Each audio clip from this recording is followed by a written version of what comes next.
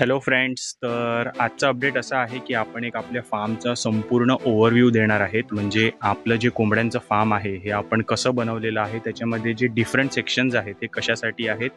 तर let's go. तर मागे तुम्ही पाहू शकता, हा जो एरिया आहे हा आपण त्यांना मातीमध्ये फिरण्यासाठी एक एरिया केलेला आहे.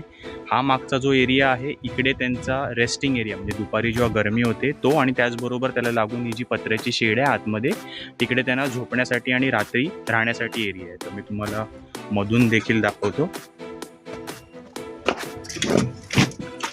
तर आपण कसं आहे की आपलं जे फार्म आहे हे हळूहळू एक्सटेंड करत आहात. म्हणजे आपल्याला खूप मोठी स्पेस द्यायची आहे. हे बघा, हे तुम्ही पाहू शकता, हा जो एरिया आहे इथे वरती पत्रे आहेत.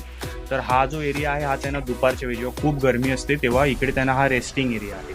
ते सोडून जो मी मगाशी तुम्हाला एरिया दाखवला, हा बाहेर जो आहे तो त्यांना ग्रेझिंग एरिया आहे. म्हणजे मातीमध्ये जे कीटक असतात किंवा इतर नॅचरली त्यांना फीड जे मिळणार असते ते या एरियामधून मिळते. तर तुम्ही पाहू शकता की हा जो एरिया, हा संपूर्ण एरिया, हा मोठा असा एरिया आपण त्यांना मातीचा दिलेला आहे.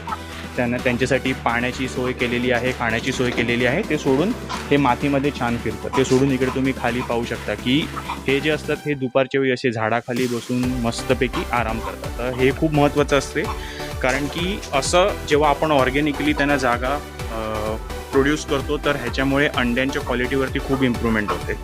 हा मधला एरिया आहे. तर मी जसं तुम्हाला सांगितलं 3 सेक्शन्स तुम्हाला दाखवले. बाहेरचा एरिया, हा एक मिडल एरिया, आणि हा जो मधला एरिया आहे इथे त्यांना रात्री झोपण्यासाठी, म्हणजे मी वरती ते रात्री इथे झोपतात. ते सोडून इकडे खाली त्यांना आपण इतर अंडी घालण्यासाठी सोय, जसं की इकडे तुम्ही बघू शकता ही कोंबडी इथे अंड घालायला बसलेली आहे. तर अशा प्रकारे आपण काही छोटे मोठे एरिया ठेवलेले आहेत ज्याच्यामध्ये ते रोज अंडी घालतात तिकडे. असं करून हा टोटल आपला असा एरिया आहे. आणि ते सोडून आपण आणखी समोर फार्म वाढवणार आहेत, ते देखील मी तुम्हाला दाखवतो. तर ह्याचं कारण असं की आपण आणखी आपल्या कोंबड्या वाढवणार आहेत.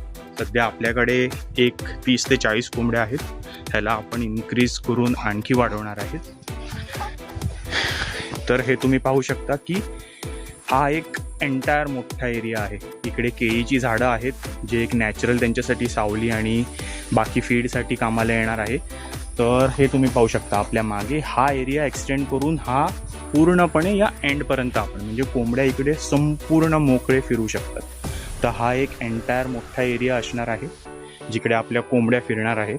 तर आपण याचं काम लवकरच चालू करणार आहेत. तर तुम्ही आपल्या व्हिडिओला लाईक, सबस्क्राईब नक्की करा, आणि पुढच्या अपडेटमध्ये तुम्हाला हा एरिया कंप्लीट झाल्यानंतर इकडे जेव्हा कोंबड्या फिरतील त्याचं देखील अपडेट तुम्हाला मिळेल. थँक्यू.